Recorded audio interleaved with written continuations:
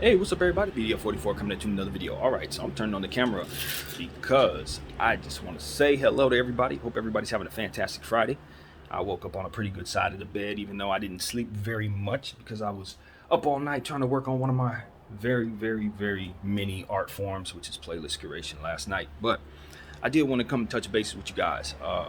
NBA stuff that's going on, just rapid fire, whatever comes to mind, see where my brain goes as I often do. So right now, there's absolutely nothing. I haven't even looked as much as looked at my phone. The last thing that we talked about, of course, was LeBron James last night and the idea of him possibly going to the Cleveland Cavaliers. And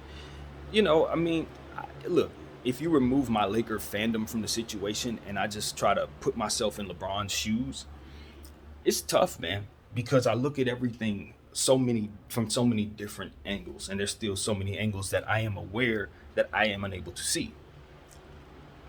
But the one thing that I zero in on when thinking about LeBron's point of view is just what is it that I'm going to want if, in fact, I extend my career past next season? Because I'm assuming Bron doesn't necessarily know how long he wants to play the game. And I think that uncertainty may influence a lot of what he asked the organization to do, the organizations he's a part of to do. I think it would probably be one of those situations where it would be in his best interest to probably change that. And that's what I talked to you guys about last night. Just kind of redirect his attention to extending his win now window past one season to season, just like he did in extending his window as it pertains to what he would lock up and be willing to do with the Lakers.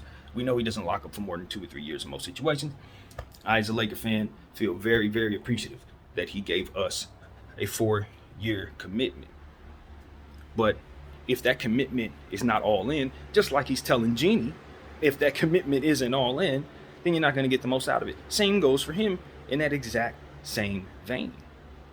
If you're not all in with the Lakers, then your 4-year commitment isn't fully, met, I guess you can say. Because, yes, you're down there playing, but you're also asking us to do things that extract from the team flexibility and so on and so forth, which you guys have already heard. So my opinion on that is the same, of course. I don't think LeBron James should necessarily look at the Lakers and say, if I leave here, the world is doom and gloom afterward, because that would be silly for me to say that. I don't think that is what is the reality. But what I will say is there are a lot of scenarios where he'll leave here and things do not get better because of the prospect of him possibly being traded again once you go to another place. He's the king and he's always going to be the king, but once you get traded that first time, as we've talked about, you are definitely in a position to where your value gets looked at differently and you're at risk to be traded again. A guy like LeBron James, you just don't want to go down that path under any circumstance. So in my opinion, I don't think he should even want to leave the Lakers unless he doesn't see any path to winning any championships here over the next 3-4 years. Because my thing with him in this situation is I think he's putting a hell of a lot of emphasis on this year. And while that makes all the sense in the world, given his age and his circumstance, maybe it doesn't make as much sense to him as it would for another guy because of the nature of him being able to play with young players and being able to run as he is at this level right now. So yeah, man, that is it. I'm recapping the same thing from last night, but it truly does come back around because, yes, looking at Cleveland is a nice spot to go to, but they're going to have to deplete themselves so much if you want to go there. And if you're going to go there as a free agent, they still have to deplete themselves in order to fit the salary. And if you're going to go there as a minimum contract, it's still not going to be very good for you because of the fact that you could get traded as a minimum contract. So that's ultimately what I'm saying. I think he would be best to kind of try this thing with the Lakers, see if he can, stick it out with us and ride the timeline, because we're both kind of stuck with each other. We're kind of at our best with one another, I feel, both sides. Bron, because of the uncertainty of the market and the fact that this is Los Angeles and the locale is awesome, literally, because I'm here and I'm telling you it's great, but also because it allows him an opportunity to stay in a situation that is flexible. Because once he goes to a situation that's not, or we trade him for a bunch of stuff that's going to give us flexibility, it's going to be hard for him to win. He's going to find it's going to be just as difficult to win with whatever they have as it is right now to win with what we got going on. So I think that the best path is to see a way out of this lack of flexibility situation. I think the easiest way out of this flexibility situation is staying with the Lakers and helping us work through it, rather than jumping to another situation where they'll have the same problem, and maybe he won't necessarily have the ability to leverage his way toward helping them do whatever he wants them to do from there. So it can get a little tricky for him, I think. But he's still LeBron James, and if he wants to test that, I'm pretty sure the ability to move on will not be a problem in any way. So I think about Cleveland. I think about other opportunities to go in other places as well. I think Philadelphia is a good place for LeBron James. I felt Philadelphia was always a good place for LeBron James. I think him and Joel Embiid could be monstrous, and then him going up there with James Harden. Obviously they'd have to give up some other stuff to get rid of him. So I'm just assuming Tobias Harris and Tyrese Maxey basically be Lakers. That's just my assumption. I don't think we'll be able to pull off getting a swap for Joel Embiid, or I don't think the Lakers would desire bringing in James Harden at all. But I think him, James Harden, and Joel Embiid win a championship or two, to be honest with you. So like that, I don't sit here as a Laker fan and say, LeBron, if you leave the Lakers, you're not going to win a championship. Like, that is not at all what I believe. I don't believe that at all. And I think there are a lot of places he can go and possibly compete, but I think the best place he can be for what it is that he appears to want, which is the LA locale, and the ability to be in a situation that could potentially be flexible. That's what we're going to be at the end of this upcoming season. So if he can just get through this upcoming season, and mind you, this season's going to play out however it's going to play out. If we do what we're supposed to do and give him what he's supposed to have, are we guaranteed a championship? If LeBron James takes us to one, you feel me? It's like, that's on him. He has to get there, and he's going to have to stay healthy. His running mate that he's chosen, Anthony Davis, is going to have to stay healthy, and they're going to have to bull us to it, right? That's how that works. But again, you got to find yourself in a situation where it's possible to keep enough around you so that is possible. And so that's what we're looking at. Hopefully the Lakers will, come to a compromise with LeBron James and his camp.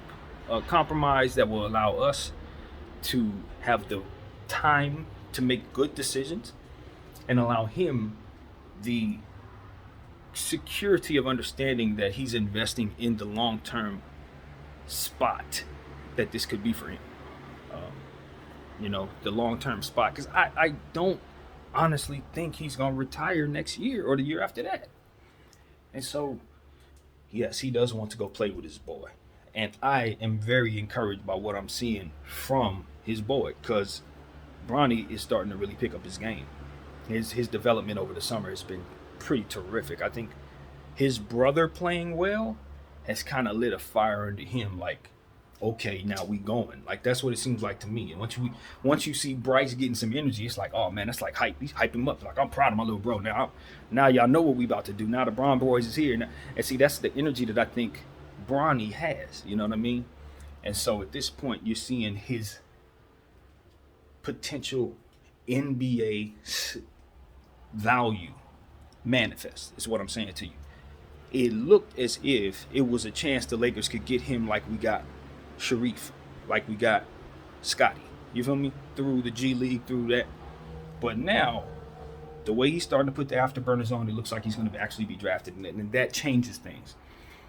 That puts us in a position to where now Bron is trying to lobby himself to a place that can draft him, as opposed to just trying to see him as an undrafted player that signs a 6-figure deal with the G League with us. You know what I mean? Which is what we hope will ultimately be the path for our franchise that's best for us. But of course, for Bronny, we want to see him get drafted and go as high as he can, hopefully in the first round, to guarantee him some money. So, we want the best for everybody. But in our situation, we're hopeful that we can maneuver a way to get the kid on our squad so that we don't have to lose LeBron James at all.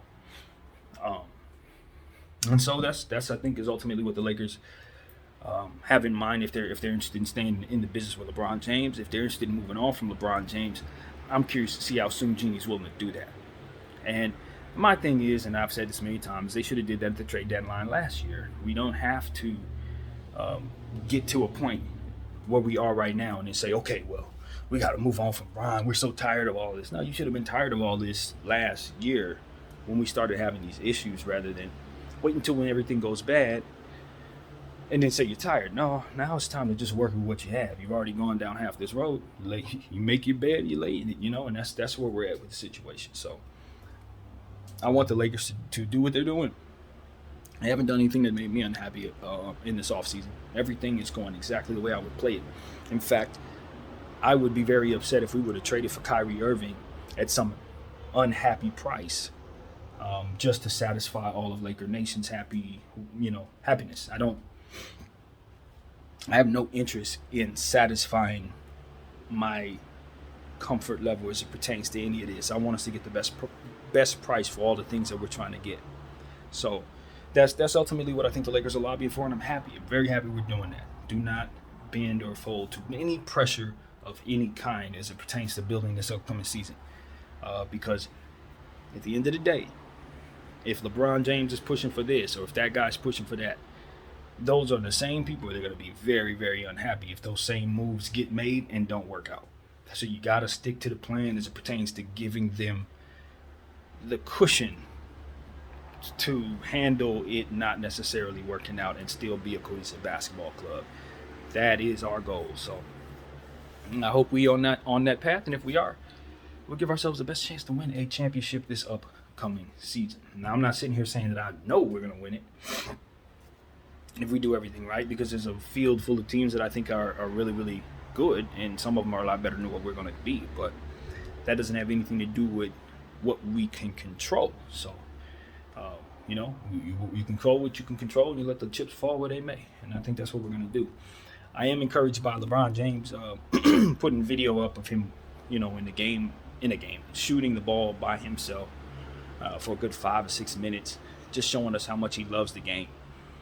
I appreciate that display because it reiterates to Jeanie his commitment to the art of basketball, because the business of basketball is taking such a precedent over everything that everybody's talking about. It's gotten to a point where we've forgotten that this is an art form, and that you need artists to perform in order for it to make sense. You can throw your money around, you can make players fit in all different kinds of ways, but if it doesn't make sense on the basketball floor, it will not win. So, as far as I'm concerned, just at this point, I just want to see our team stay on the course. Kyrie Irving is a player, and the more I think about it, the more I look at him and I say, if you can come in and prove that you can give us a full season and rise to the challenge, the Lakers will be forced to consider you for a long-term deal. Now, will it be the type of deal that you're looking for? I don't have an educated guess, but obviously the tea leaves show us it doesn't look like that.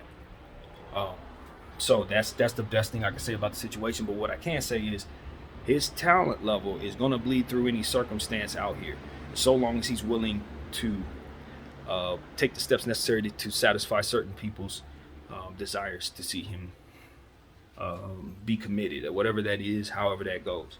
If he's willing to give us that, I'm pretty certain they'll be willing to give him those guaranteed years, because at the end of the day, we don't have nothing better going on. And if Jeanie's not going to move on from Bron, then his timeline is set. Kyrie's timeline is set here for him to come here, make that money, have that role, and it be kind of sturdy. And I say kind of because nothing's sturdy in NBA, but you can see that role being available to him for multiple years here because of how our cap will be structured. You know what I mean?